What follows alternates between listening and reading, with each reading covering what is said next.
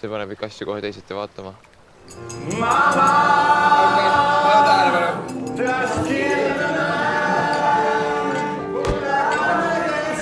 Palun kõiki tähelepanu! Selleks õigus täna.